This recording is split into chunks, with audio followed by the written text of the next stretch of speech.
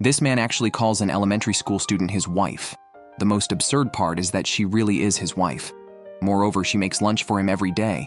It all started over 20 years ago when Keisuke was a newcomer in the sales department. While presenting his report, his seniors doubted him, but his colleague Takai saw the potential in his plan and supported him. This sparked their connection. After a busy day, Takai gave Keisuke a lunchbox she had made, as she had a dinner party that day. Seeing Keisuke enjoy the meal made her happy. In return, Keisuke invited her out to reciprocate for the lunch. Later, they dated, got married, and had a daughter, living happily until Takai died in a car accident 10 years ago. Keisuke's life seemed to pause, living each day like a zombie until he passed by an elementary school girl. At that moment, the girl's mind flashed with numerous memories. Back home, Keisuke greeted his daughter, and they ate convenience store bento without any conversation, as if their emotions were drained since Takai's accident. Suddenly, the doorbell rang, and Keisuke opened the door to find the same little girl, who claimed to be his wife and Mai's mother. Although puzzled, Keisuke let her in. The girl shared many details only their family would know, like their anniversary, the place of his proposal, Mai's first crush, and their last family trip. These were details a stranger couldn't know, leading to the only possible conclusion. The girl was indeed Takai. Now called Marika, she had just remembered her past life. She guessed it was some kind of reincarnation, given her age and the accident's timing. Coincidentally passing by and brushing past Keisuke had triggered her memories. Despite the absurdity, Keisuke and Mai accepted her immediately, as her manner and demeanor were just like Takai's. As they talked, Keisuke began to cry, but Takai was furious about their dismal dinner, questioning if they had been eating convenience store bento since her death. She also inquired about Mai's current situation, and learning she was working from home, urged her to go out and meet men, given her youth and beauty. After scolding them, Takai, the elementary student, had to return home, but promised to make them lunch on Mondays, Wednesdays, and Thursdays. After she left, Keisuke couldn't hold back and ran after her, sobbing about missing her. Living with Takai was his life's purpose, and he'd been lost without her. However, Takai urged them to move forward, questioning what would become of Mai if Keisuke gave up. Commanding him to live well, Takai reminded him she was now someone else's child, leaving Keisuke conflicted. Yet, he promised to live well, as she advised. The next day, Keisuke seemed like a different person. His colleagues quickly noticed the change. One female colleague even went to have lunch with him. Keisuke had a lunchbox made by his wife that day. Thinking about his elementary school-aged wife struggling with her small limbs to make his lunch filled him with happiness. The lunch was as delicious as ever. Just then, the female colleague approached him, asking if something good had happened. Keisuke couldn't help but share, although he couldn't reveal that his wife had reincarnated and retained her memories from her previous life. He simply said he had rediscovered something irreplaceable and was now looking forward to the future. The colleague didn't ask further, subtly expressing her fondness for Keisuke, which he seemed not to notice. When she invited him to share lunches more often, Keisuke agreed without much hesitation. Takai, now visiting daily, got a new phone from Keisuke to stay in touch, though her small hands struggled with it. Keisuke found her struggles adorable, and even planned to make a photo of her his phone wallpaper. If colleagues asked, he decided he would say it was his wife. Takai was speechless, joking that it was lucky Keisuke wasn't arrested. She rushed to delete the photo, but Mai walked in on this scene. Since her mother's return, Mai also felt hopeful about life, and was preparing to change jobs, even wearing a professional suit. The atmosphere at home felt as happy and peaceful as before. Keisuke was also happy, and decided to make a pork cutlet rice bowl for dinner, with Mai helping out. The next day, Keisuke stepped out to find Takai waiting, even though it wasn't a scheduled lunch-making day. She explained she had spare time and didn't want to waste leftovers from dinner. Keisuke smiled foolishly, feeling his wife must have really wanted to see him. At lunchtime, just as Keisuke was about to take out his lunchbox, the female colleague caught up with him. Knowing he wouldn't have his usual lunch, she had brought an extra one for him. Keisuke then closed his cabinet and ate the lunch his colleague brought. After work, Takai waited at home but grew concerned when Keisuke didn't return. She found him in the park, eating the lunch alone. Confronting him, she put him in a headlock, asking what was going on. Keisuke explained that a subordinate had made him a lunchbox, and he ate it to maintain good workplace relations. Realizing the subordinate was a single woman, Takai understood her intentions. However, she felt moved when Keisuke said he didn't want to waste the effort put into the lunchbox. Hence, he finished it in the park. Having once experienced loss, Keisuke didn't want their precious time together as a couple to be marred by neglect and lies. Takai felt both helpless and touched, once again deeply aware of how much Keisuke truly loved her. Takai's family went to the aquarium. Keisuke cried with joy, surprised to find such happiness after 10 years. He wished this happiness could last forever. Takai elbowed him, teasing him for being so emotional at his age. During a break, they talked about their daughter Mai, who was having trouble finding a job. She felt she wasn't good at socializing and had quit her last job after 3 months. Takai reassured her not to worry, suggesting that job might not have been the right fit and that she would find the right workplace eventually. Encouraged by her mother, Mai felt much relieved. Takai was truly the pillar of their family, yet she was not doing well in her current family situation. That day, Takai made lunch for Keisuke, who then realized he hadn't paid her for the groceries. He took out some money and gave it to Takai, who only took one bill. Keisuke's interruption made her forget what she wanted to say. Keisuke brought a souvenir for his colleague Moria, telling her about his weekend at the aquarium with his family. Although he had no romantic interest in her, he was immersed in the joy of having his wife back and wondered if she was eating well at school, considering her current elementary school identity and whether she was getting along with her childish peers. In fact, Takai acted like a little adult at school. When 2 girls argued, she stepped in to mediate. The dispute began because one girl commented on the other's messy twin ponytails. Takai first had the accuser apologize, but the girl with twin ponytails refused to forgive. Impatient, Takai lectured her in an adult tone about not sweating the small stuff, as it would lead to more troubles when she grows up. She even started to impart life philosophies, which were too complex for elementary students. The girl with twin ponytails mockingly called Takai an old lady and said that boys don't like meddlesome girls and predicted she would never get married, unaware that Takai already had a husband over 40. A boy from the class approached, saying he thought Takai was nice and chased after her to walk her home, reflecting their childhood friendship. He noticed Takai's recent cheerful change and was happy about it, knowing she had been down last year when her parents divorced. Takai vaguely responded, as she didn't remember much about this life since awakening her past life memories. Now, she and her mother depended on each other. However, when Takai returned home and saw her mother's shoes, she tensed up. Her mother came out with a stern face, questioning where Takai had been and why she was home so late. Takai admitted to going to the aquarium and lied that she was with friends, saying she saved the money from her daily dinner allowance.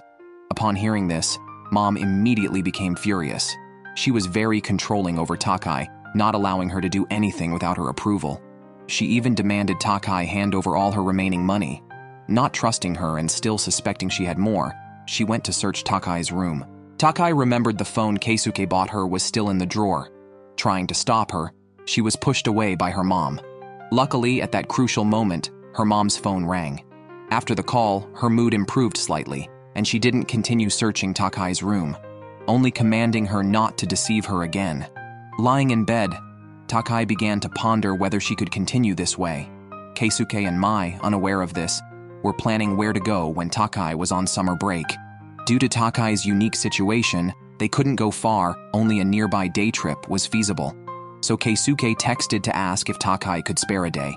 Takai was about to refuse when she heard her mom on the phone. It seemed her mom was planning to go out, which meant Takai would be free that day. She couldn't bear to refuse her family. Upon hearing Takai agreed, Keisuke eagerly began planning, unaware of the turmoil in Takai's heart. Having reincarnated and gained a new family, continuing like this would only hurt everyone. She decided to confess at their next meeting and not to meet again after that. Keisuke and his family went to see sunflowers and asked a passerby to take a photo. Despite the beauty and fun, Takai looked troubled. Keisuke tried hard to cheer her up, and eventually, Takai began to enjoy the trip. However, during a rest, she tensed up again. Keisuke then rested her on his shoulders, cherishing the rare opportunity to carry his wife. Exhausted, the 3 of them returned home. Takai placed the sunflowers from the spot into a vase. Keisuke and Mai were busy ordering takeout. There was no more time to delay. Takai sat at the table with a serious expression.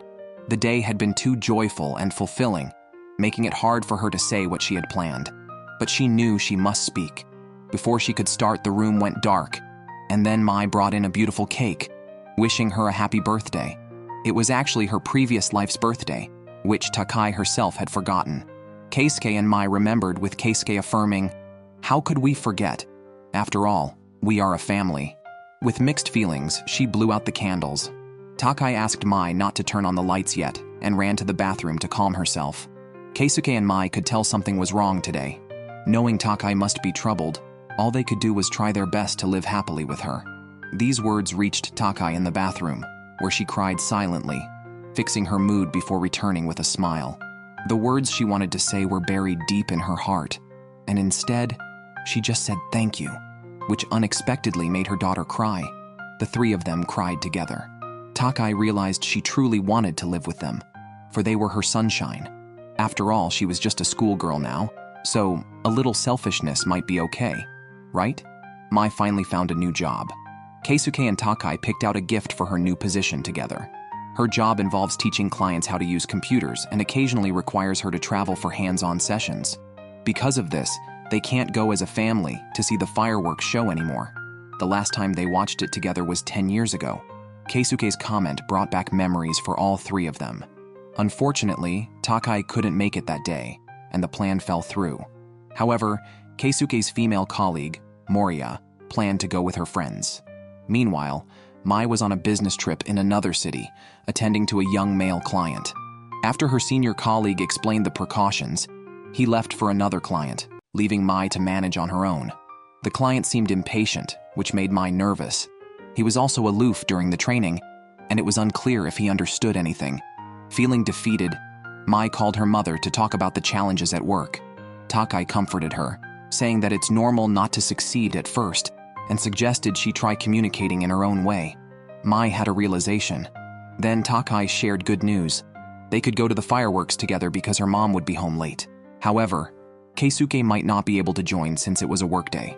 Surprisingly, Keisuke also left work early, feeling it was better to go and see the fireworks. Moria went with her best friend, both dressed in beautiful yukata. On the way, they ran into Keisuke. Moria's friend, having heard about him, decided to help by inviting Keisuke to join them. Keisuke agreed, seeing no issue in watching the fireworks with colleagues, and helped secure a good spot. Her friend quickly made an excuse to leave, giving Moria and her boss some alone time. Moria then chased after her friend, explaining that she and Keisuke were just lunch partners and friends.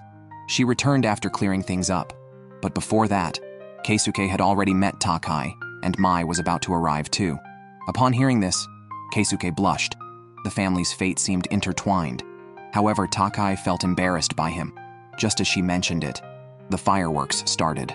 Despite the beautiful fireworks, Takai reminisced about the last time they watched together when Mai didn't want to go home. Takai comforted her, promising there would be another chance next year, not realizing it would take 10 years. Noticing Keisuke watching intently, Takai suddenly held his hand. In that moment, Keisuke felt as if he saw his wife's previous life. Moria returned then. Keisuke was about to introduce Takai as his wife when Takai stepped on his foot hard. Using a childlike tone, she introduced herself as a relative's child. Learning that the young and pretty colleague had made lunch for Keisuke, Takai felt she might be interested in him and watched Moria closely. Finding her agreeable, she excused herself to pick up Mai, leaving some space for the two. Moria thought she should save a spot for her boss's daughter while Mai was almost there. Unexpectedly, she stepped on a drink can. In a panic, Keisuke caught her. Both fell to the ground. Mai witnessed this scene. She vividly remembered a similar scene from a fireworks festival 10 years ago. She turned to see her father seemingly cheating. Tears streamed down Mai's face. Takai also hurried back, quickly explaining that the woman was just a colleague Keisuke met on the street. It wasn't a planned meeting. But Mai wouldn't listen. Moria immediately apologized. Knowing she shouldn't lose her temper there, Mai made an excuse and left. Worried about her daughter, Takai followed. Moria felt increasingly embarrassed, asking Keisuke to apologize to Mai on her behalf. Back home, Keisuke spoke up, but Mai only questioned his relationship with that woman. Keisuke, unaware of the seriousness, cheerfully said they sometimes had lunch together. Maria was concerned about his well-being, despite their age difference. They were good friends. Hearing this, Mai cursed in disgust and stormed off to her room. Keisuke was clueless about why Mai was so upset. Takai understood, though. Their family had been divided for 10 years and had only just reunited. Mai surely didn't want anyone else involved. It was then that Keisuke realized the misunderstanding. Takai felt worse, knowing her own death had paused her husband and daughter's lives. But precisely because of this, she hoped Keisuke would spend more time with Mai. If Mai could grow up healthy, she might accept new family relationships instead of resisting them like now. Afterwards, Takai went to talk to her daughter. Even before fully regaining her memories and seeing Keisuke, she was prepared for him to remarry, as she was just a child now and cared for her family. She didn't want them to feel lonely because of her. Takai countered, but the mother was right here, so she still wanted to live together as three, just like before. Keisuke, who had been listening at the door, finally asked them to come to the living room. He then wrote a marriage application as proof to solidify their family. This application was not for others to see, but to reassure themselves that they were a family, unshakably so. Afterwards, Keisuke earnestly apologized to his daughter, not just for this incident, but for not facing her properly after his wife's death, and for not helping her move past the grief, which turned his lively and outgoing daughter introverted. After clearing the air, Mai regretted her harsh words to her father, knowing he was the one most affected by her mother's death. Keisuke then confessed his deep love to Takai again. Over these 10 years, people had advised him to remarry, but he couldn't be with anyone other than Takai. His feelings for Takai had not changed and would not change. Finally, Takai and Mai also signed their names on the application. Even if only the three of them knew, they were the happiest family. Mai has to go on a business trip again today to the same client as last time. Before leaving, she consults her father, who is a leader, about how to handle difficult clients. He tells her to listen attentively and communicate in her own words, similar to what Takai had said. Mai reflects on how much her parents resemble each other as a married couple. When Mai arrives, she finds Mr. Aikawa fishing. She directly asks him if there was anything she didn't explain well last time. Aikawa quickly denies this, explaining that he was just not good with computers, so he listened carefully to Mai, whose explanations were clear and easy to understand. Just then, a fish bites, and Mai gets excited, commenting on how great it is to live by the sea. However, Aikawa mentions that the sea can be dangerous, as his good friend was lost to it 8 years ago and has never been found. Despite this, he never thought about leaving and hopes he can save others. Mai is moved by his story, and their relationship progresses. Meanwhile, Takai goes to the supermarket alone and decides to have a boxed dinner when she unexpectedly runs into Sister Moria. Hearing that Takai is home alone tonight, Moria invites her to dinner at her place. The meal, a seafood rice dish made by Moria, impresses Takai, who finds Moria attractive, intelligent, and a good cook. So she directly asks if Moria likes Uncle Keisuke. Moria denies this, saying they are just friends and she has only respect for Mr. Keisuke, as she has always been awkward with the opposite sex and had a bad romantic experience in the past. After a work mistake, Keisuke not only helped her solve the issue, but also took full responsibility, which made Moria respect him deeply. However, she didn't dare to talk to him initially, as Keisuke seemed uninterested in relationships, and it was only recently that they started talking more. Takai understands why Keisuke changed and knows Moria has no romantic feelings for him, but she also knows that respect can easily turn into fondness.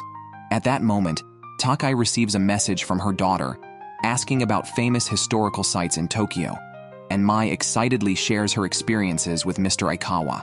Takai feels uneasy, sensing that her daughter might be developing a romantic interest. Indeed, Mai and Aikawa's relationship is progressing quickly. Aikawa, who had come to Tokyo for a wedding, decides to tour the city with Mai. They visit a famous dessert shop crowded with female customers.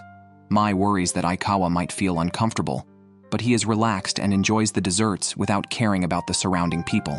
Aikawa is in Tokyo for a wedding but feels that marriage is just a hassle.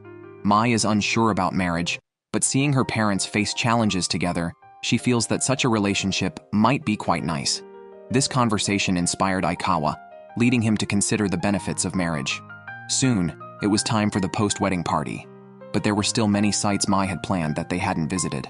Aikawa suggested they could meet again next time. Mai, startled by this, quickly messaged her mother to ask if this was a proposal. Her mother advised her to think it over and cherish the relationship if she felt good about it, but to keep it a secret from her father. After their chat, Takai suddenly remembered her own mother's frequent dates, hinting that good news might be near. Chika, Takai's mother, went straight to an izakaya with the man she had been dating after work. The man mentioned his job was moving to the neighboring county, and without hesitation, Chika said she would quit her job to go with him. The man did not object. Chika then complained about her first marriage, where she just wanted a simple life, but her husband cheated, deeply hurting her. However, after the man comforted her, Chika felt courageous again. A young boy then entered their private room, and seeing the man's fondness for children, Chika decided to introduce Takai to him a few days later. Previously, she had never mentioned having another child, but the man did not mind. Takai was happy for her mother embracing a new life, but then heard her mother say they were moving to where the man worked.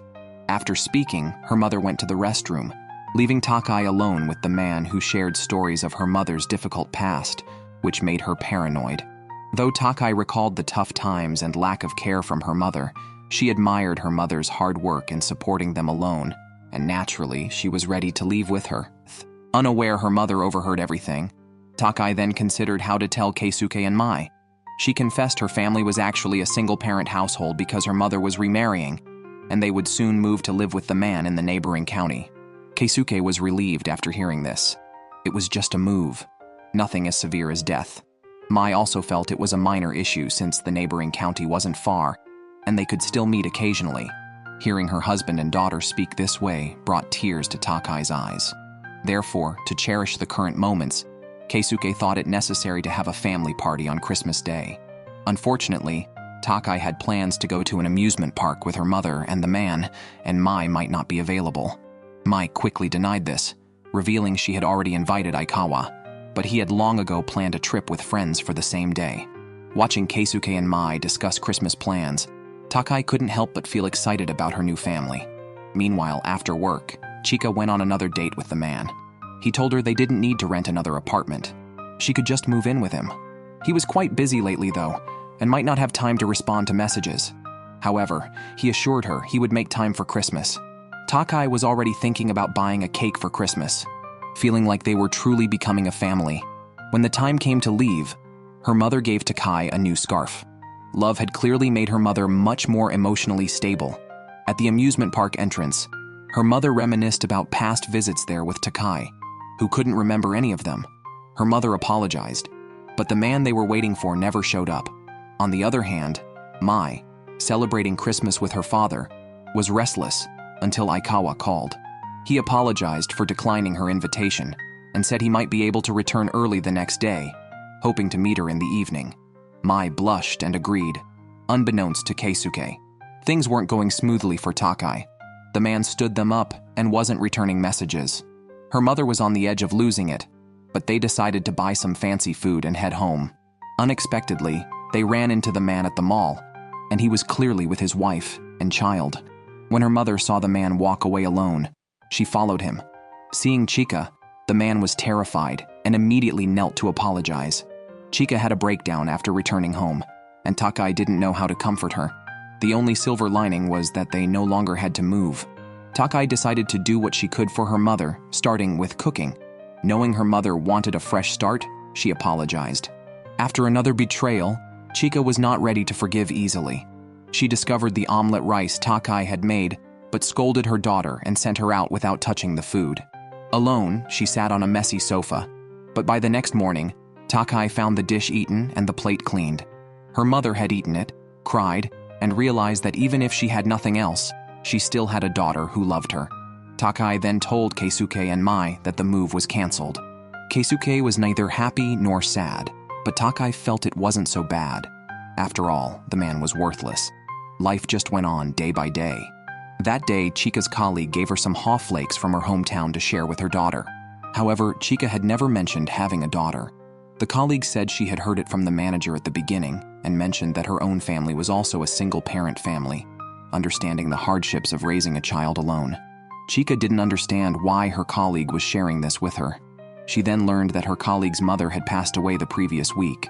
It was during the funeral that she had reminisced about old times, feeling gratitude and regret towards her mother. This prompted her to reach out to Chika, who was also a single mother. When Chika returned home, she played a voicemail that was from her own mother, asking for money. She had resolved not to be like her mother, but ended up hurting her daughter, Takai. With the haw flakes in hand, she knocked on Takai's door. Unbeknownst to her, Takai had not expected her mother to come home early and was still with Keisuke and Mai. Chika braved the snow to look for her and saw her daughter happily walking with two strangers, looking like a real family. Chika quietly followed and waited outside until Takai left. When Keisuke returned Takai's forgotten phone, Chika confronted her, grabbing her shoulders fiercely, feeling betrayed even by her daughter. Keisuke intervened, recognizing that this woman was Takai's mother, and told her that her scolding was wrong. As a father himself, he explained that one should not berate a child without understanding the situation, as it wasn't discipline but rather using the child as a scapegoat. However, his words only enraged Chika more. "Who are you to lecture me?" Realizing Keisuke might say something serious, Takai was shocked. Keisuke accidentally witnessed Chika scolding Takai. He realized that this woman was now Takai's mother and was very displeased with her. He accused her of using her daughter as a scapegoat, not educating her. Chika was reminded of her own mother by this. But what right did Keisuke have to teach her how to be a mother? Just as Keisuke was about to reveal the truth, Mai intervened in time to stop her father. Keisuke then noticed that other residents were already watching the scene.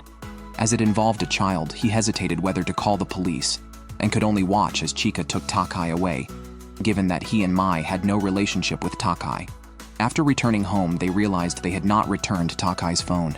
No wonder Takai never spoke about her home life. While worried about her mother, Mai was more concerned about her father possibly getting arrested, which would mean she could never see her mother again.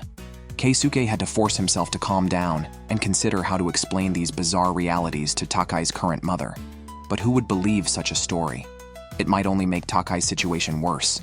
Meanwhile, Chika was furious with Takai for seemingly being close with others, as if they were her real family. She even raised her hand to slap her but stopped, her expression sadder than ever, wondering why her daughter wouldn't speak to her. Ultimately, she silently left Takai's room. Takai began to tidy up, understanding her mother's unease, especially after being deceived by a man and then seeing her daughter with others. However, she couldn't reveal the truth to her mother. That's when she found a box under the bed labeled treasures. In the living room, Chika was drowning her sorrows in alcohol, haunted by Keisuke's words. Despite experiencing similar situations in her own childhood, she made the same mistakes. As a child, Chika was very responsible and handled all the household chores, hoping for a word of praise.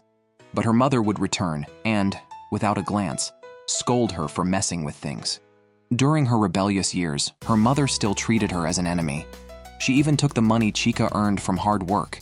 Chika never felt loved by her family and swore never to become such a despicable mother. Yet she still ended up treating Takai the way she did. That evening, Takai opened the box to find only a photograph of her and her mother smiling happily together, which brought her to tears. Everyone was destined for a sleepless night. The next morning, Keisuke quickly finished his work and took the afternoon off. Moria, concerned, asked if something had happened to Marika since she hadn't responded to a message from the day before. Keisuke explained she had left her phone at his house, and then hurriedly left the office. On the other side, Chika was busy at the store. A colleague asked if her daughter liked the local specialty products. Chika admitted she hadn't given them to her yet, and shared that they were not getting along well. Her colleague then asked, "Have you resolved to be a good parent?" They added, "If you face it bravely, your relationship will gradually improve. So, before talking to your child, ask yourself what you really think." Meanwhile, Takai's cold was getting worse. Fortunately, she ran into Keisuke, who was waiting for her. He returned her phone and expressed his intention to convince her current mother to let Takai move into his house. He knew he had to be honest about everything. Keisuke was aware that Takai was a good kid, and a mother who did not cherish her child was not worthy of obedience. From yesterday's events, it was clear that this mother had no love for Takai and was selfish, not fit to be a parent. Keisuke's remarks became too harsh, and Takai couldn't bear it anymore. They had only met once. How could he think he understood someone's parent completely? In fact, Keisuke just wanted Takai to move in so their family could be together again. But he forgot that Takai had died, and the person in front of him was actually Marika, Chika's daughter. As they talked, Takai fainted. Keisuke then realized that Takai's temperature was abnormal and it was raining heavily. He quickly carried her home. On the way, they encountered Chika, who rushed over, dropping her umbrella. Her worried and anxious expression was not that of a selfish mother. She had Keisuke bring Takai to her house, changed her clothes, and settled her into bed. She noticed the photograph of them at the amusement park, where they had fun together despite her husband's absence. They were happy then. When Takai awoke from her dream and saw her mother by her bed, she decided she could not keep hiding the truth any longer. She texted Keisuke to hint at her upcoming confession, hoping he and Mai would also be present. Keisuke and Mai would not miss it. Keisuke's opinion of Chika had changed since that day, and he had already apologized to her. She was indeed a real mother.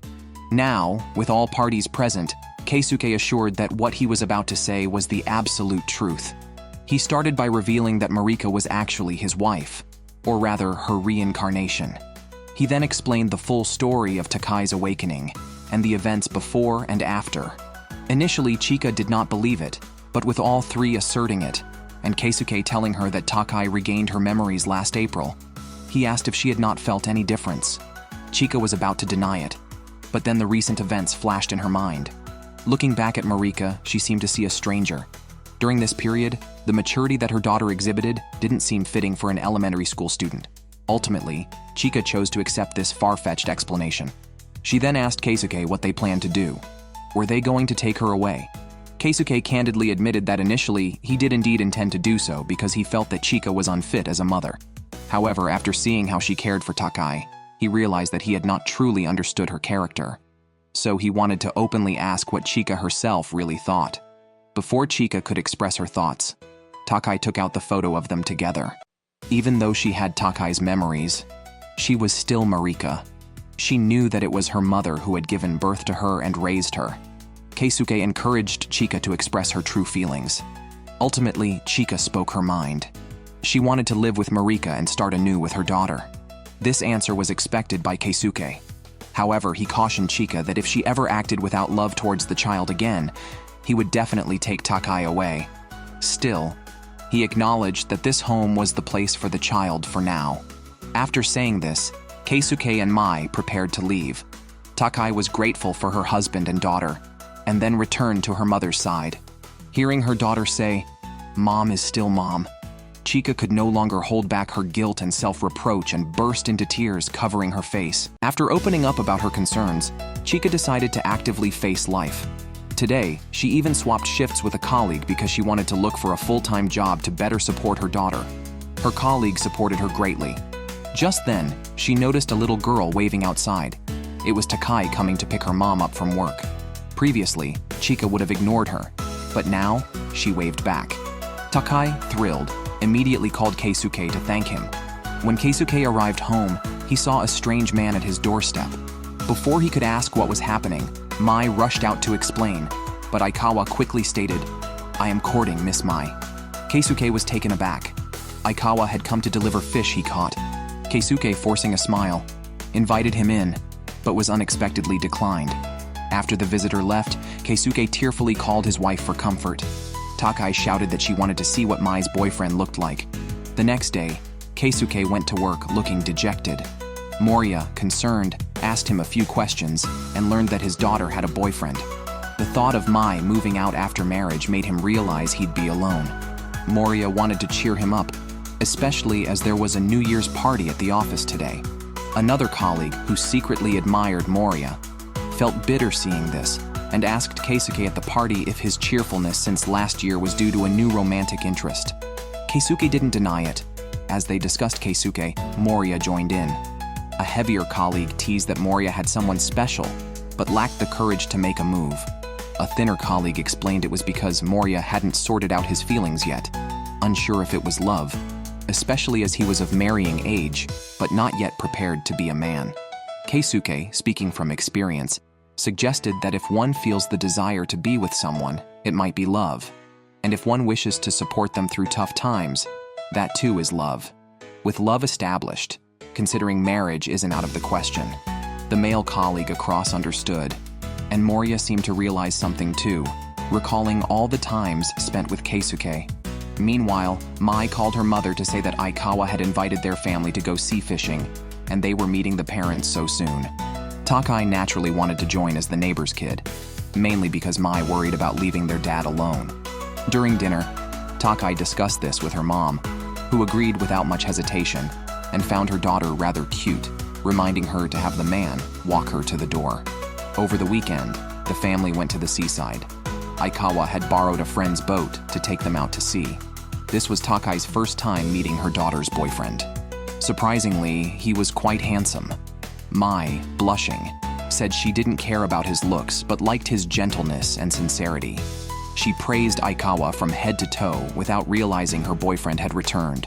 Keisuke, listening nearby, grew increasingly sad. Takai nudged him, signaling not to dampen the mood. Today's captain was Aikawa's friend, who quietly asked how Aikawa managed to find such a beautiful girlfriend and even planned to share embarrassing stories from Aikawa's childhood with Mai. Seeing the young people so happy made Takai relieved. She urged Keisuke to cheer up since their daughter was cherished as a partner. This helped Keisuke perk up, determined to show his reliable side as a father. However, once the boat started, he began to feel seasick. Aikawa quickly offered him seasickness medicine. Thankfully, the boat stabilized at the fishing spot. Aikawa began teaching Keisuke how to fish. Watching this, Takai and Mai felt happy, even though they were left out. Takai even considered the marriage issue, thinking if it were Aikawa, there wouldn't be any problems, because she felt her daughter wasn't the type to frequently change boyfriends. So, if it felt right, they should hurry and get married. Meanwhile, under Aikawa's guidance, Keisuke successfully caught his first fish. Takai playfully asked brother Aikawa to teach her too. Everyone had a delightful day until they ran out of bait. Takai asked Mai to check with Aikawa for more bait, then flirted with Keisuke. Now, Keisuke wasn't worried about his daughter moving out after marriage because he still had his wife. In fact, Takai felt very fortunate. With so many people dying daily, she was the only one who retained memories from her past life and even found her family from that life. Keisuke told her not to overthink it and to consider it as fate's guidance. Just then, Takai rubbed her eyes, complaining about feeling unusually sleepy lately. Meanwhile, Mai happened to overhear a conversation between Aikawa and that friend, revealing that Aikawa had an old flame known as White Moonlight, who was the same girlfriend swept away by the waves 8 years ago. Mai felt her heart sink instantly. Without confronting them, she left and went to dine at a friend's restaurant, evidently preoccupied. She continuously declined Aikawa's invitations. Takai, noticing something was amiss with her daughter, let her go to the beach alone to clear her mind. Sensing something, Aikawa guessed what might be troubling Mai. After she left, he knelt before Keisuke, confessing that he had something important to disclose. Meanwhile, Mai was wandering alone on the beach, wondering if she was just a replacement.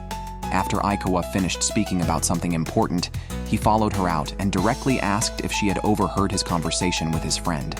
Mai responded with a question, asking if he was still waiting for that person to return and if she was merely a substitute. Aikawa hesitated on the first question, but immediately denied the second, explaining that he had been unable to express himself because Mai seemed to admire her father a lot and Keisuke was still mourning his late wife. Aikawa feared Mai would be disappointed with his past self. He had invited them fishing today to tell that person he had also found someone he wanted to spend his life with, and that person was Mai. He then loudly called out his ex-girlfriend's name towards the sea, thanking her for her past company, but stating he was now moving forward with Mai. Keisuke, who had been listening behind a rock, was tearful. He had always thought that continuing to remember a deceased loved one was not necessarily a good thing, yet he didn't realize his own obsession with Takai had troubled Mai. He admired Aikawa for moving on and finding someone new. Takai felt relieved too. She looked up to see a shooting star crossing the sky, but soon felt sleepy again. After they returned, Keisuke carried her home on his back. When Takai woke up and saw Keisuke and Mai, she looked terrified, quickly got off Keisuke's back, and asked them warily who they were. At that moment, Takai acted like a real elementary school student with no memories of a past life. The man was arrested by the police for calling a 10-year-old girl his wife. Fortunately, Chika quickly arrived and explained the situation to the police. Keisuke and Mai were then released. However, Takai was still crying there. When they got home, Chika carefully inquired and discovered that Takai not only couldn't remember what she did today, but also didn't remember who Keisuke and Mai were. She had completely lost her memory of the past year. The news struck Keisuke and Mai like a thunderbolt. Yet Keisuke held a glimmer of hope, thinking if Takai could recall once, she could again. However, when Takai woke up, she still had no memory, remaining in the state of a year ago when Chika had just divorced and was not kind to her daughter. Chika then comforted her softly, saying it was okay not to eat if she didn't feel like it, and took Takai to school to explain the situation to the principal and teachers. They only mentioned that Marika had suddenly lost a year's memory and requested some time off to rest. When the teachers asked about the cause, Chika admitted her faults, blaming her inability to properly face Marika after the divorce. However, the teachers comforted her, mentioning how Marika often spoke highly of her, noting that despite being busy with a new job, Chika still prepared delicious meals. The principal also expressed that with sincere effort, mutual understanding could be achieved and offered the school's help if needed. This made Chika realize that stepping out of her closed-off inner world revealed a brighter outside. She went home holding Marika's tiny hand and personally cooked a lavish meal. Marika regained her appetite and ate well. After dinner, Chika taught Marika her studies personally. On a rest day, Chika invited Keisuke and Mai to her home to reintroduce them to Marika, saying they were her friends. Marika politely apologized for the previous incident. The days spent with her daughter convinced Chika that this was the Marika before Takai regained her memory, and that the Takai of the past year was not the real Marika. Mai was deeply affected, believing Marika was still her mother despite the lost memory. Chika understood, having treated the previous Takai as her daughter too. However, she had more pressing matters and made 3 requests to Keisuke and Mai. The first was to help look after Marika, as she was just an ordinary elementary school student now, and Chika, busy with a new job, was worried about leaving her alone at home. Keisuke readily agreed, as they both wanted to spend more time with Marika. The second request was to call her daughter Marika, not Takai. The third and most important was that if Takai's memory did not return after some time, they should give up. In the end, Keisuke and Mai agreed, having no choice. If Marika permanently lost her memory as Takai, they would have no relation to this little girl. Thus, their hope now rested on Marika regaining her memory. On the first day, Mai tutored Marika at home. Meanwhile, Keisuke visited Takai's grave. Although Marika had lost a year's worth of memories, she learned quickly and was expected to catch up with her schoolwork soon. She was eager to return to school, but more surprising to her was how gentle her mother had become, reminiscent of the mother she knew before the recent harshness following Chika's divorce. While tutoring, Mai noticed a painting and was impressed by Marika's skill at just 10 years old. However, Mai felt something was off. Could a mere loss of memory change someone's personality so drastically? This Marika seemed entirely different from her mother, Takai. Keisuke remained at Takai's grave, pondering over Chika's words, wondering if he was about to lose his wife again. Suddenly, a monk approached and invited Keisuke to sit at the temple. The monk remembered how Keisuke had mourned years ago when Takai first passed away. It seemed like a wound in his heart had reopened, which he thought had healed.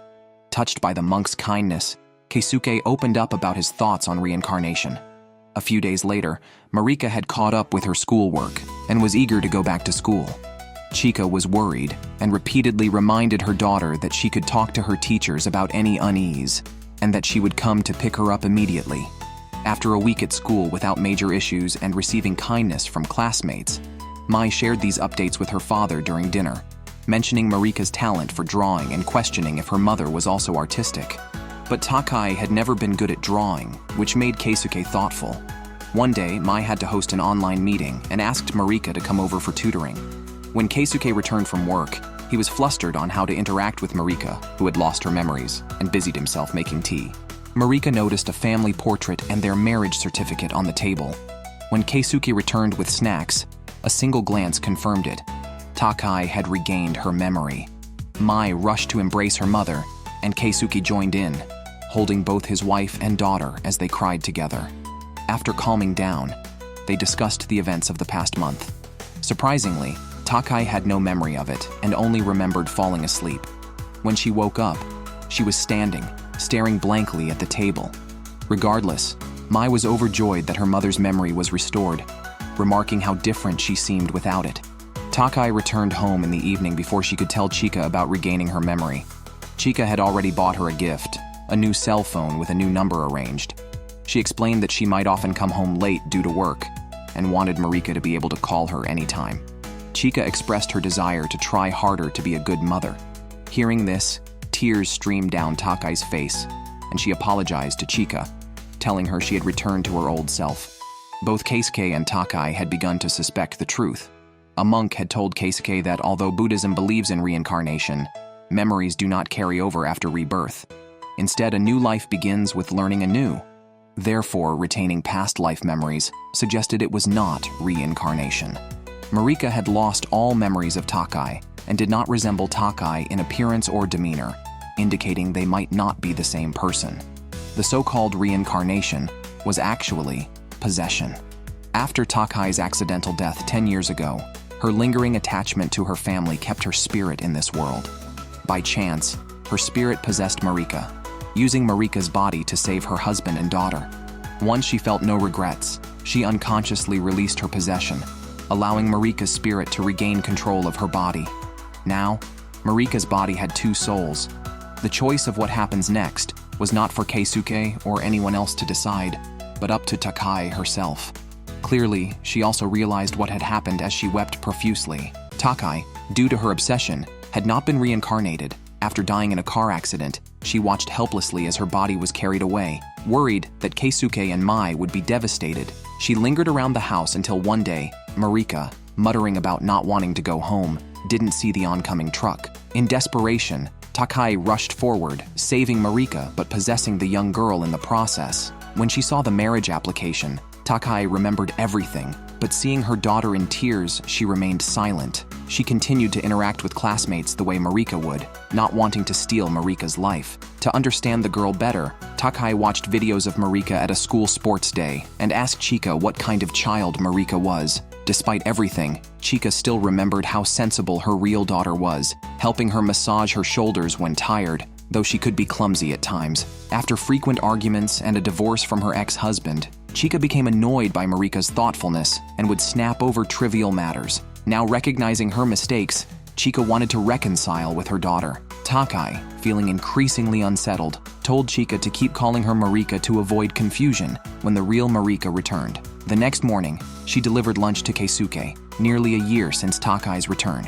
Both struggled to forget that day. Angered by the poor dinners father and daughter had endured for 10 years, Takai felt better now that her return had given Keisuke and Mai the courage and motivation to keep living. Mai had a great boyfriend, and Keisuke was reflective. With no regrets left, Takai was pleased with Mai's boyfriend and believed Keisuke would also find someone. However, Keisuke could hardly bear such farewell-like remarks. Seeing his reaction, Takai felt even more anguish, both fully aware of what reincarnation entailed. It was time to make choices. At noon, Keisuke cried over the lunch Takai made, witnessed by Maria. After work, Keisuke didn't go straight home, but planned to visit Chika's house, unexpectedly meeting her on the way and learning Takai had returned to his home. Chika then suggested they have a talk. Takai looked at the messy kitchen, eager to teach her daughter how to cook. Mai blushed and told her mother that her boyfriend had proposed. Takai was overjoyed and genuinely happy for her daughter.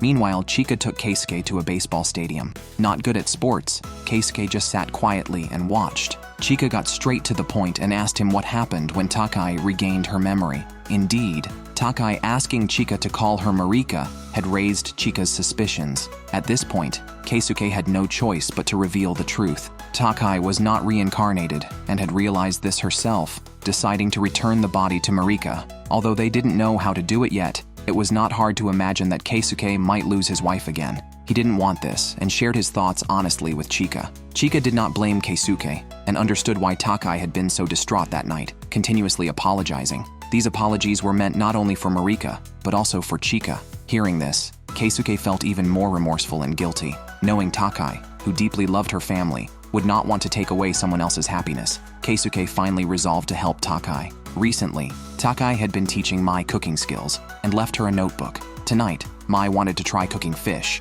and asked her mother to help. Keisuke had been coming home late these days, always the last to leave the office. Moriya thought he was overdoing it, but it was all Keisuke's initiative. A former colleague from the sales department said they were overwhelmed with other cases, and Keisuke had volunteered to help, grateful to still be at the company. This colleague had transferred him to a less demanding position after Takai's incident when Keisuke had lost all motivation to work. Keisuke wanted to repay him. The next morning, Moriya arrived at the office to find Keisuke already at his desk, almost thinking he had stayed overnight. Seeing Keisuke work so hard, she wanted to help and support Mr. Keisuke. Keisuke could not refuse her kind offer, and they started working overtime together. Under Takai's guidance, Mai learned another dish and left some for her father. When Takai was about to leave, Mai told her that she hoped her mother could join her at a tasting for an upcoming dinner party. Naturally, Takai agreed and asked when the wedding was planned. Mai told her it was set for next April. On the way back,